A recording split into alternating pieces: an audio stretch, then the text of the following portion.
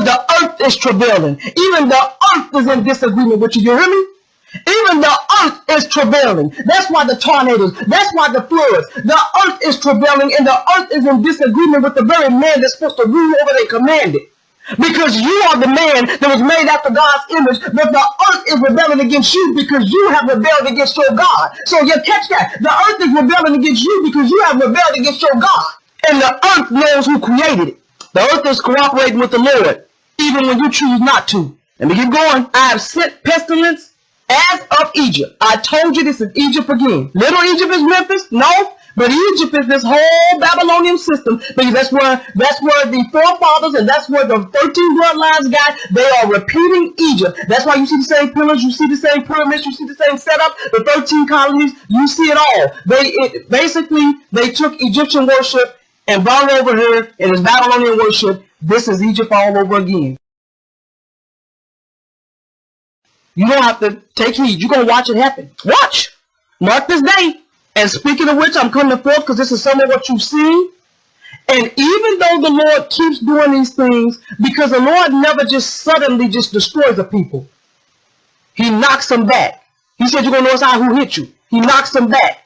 Then you send some more to that couple over. He knocks you back. And you send more to that couple over. He knocks you back. And then sudden destruction comes.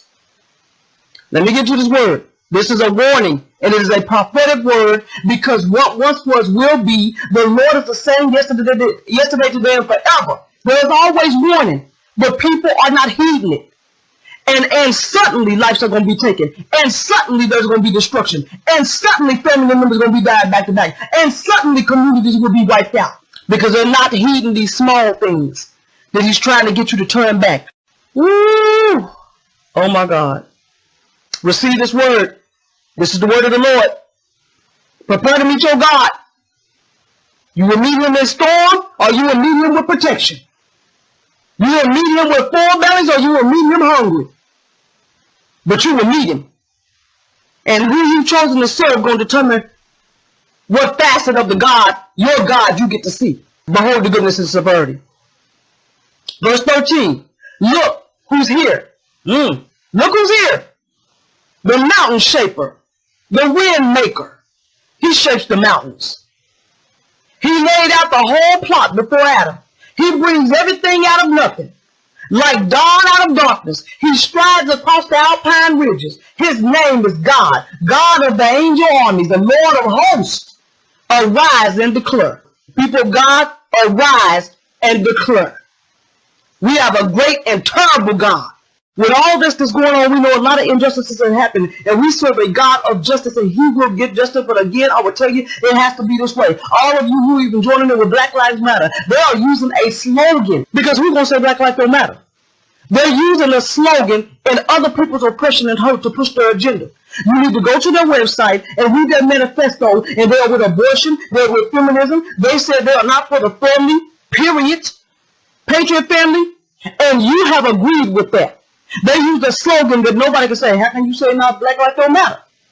And you're coming into agreement with that, and I'm telling you, the fruit of it gonna hit your house.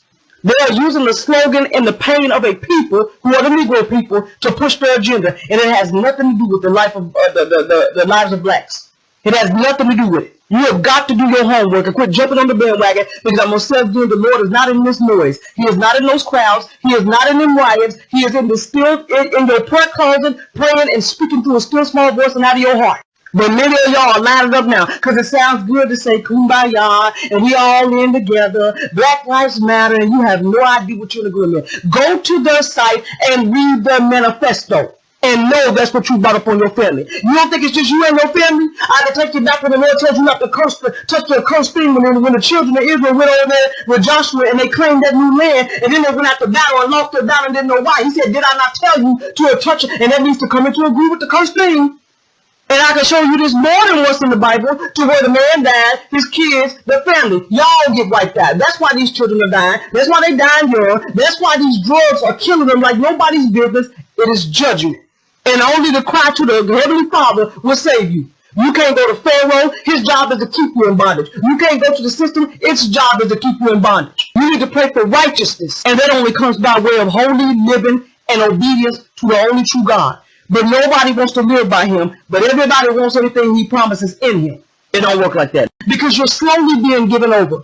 The strong delusion will not be sudden. You are being given over progressively, which is why you got to examine yourself.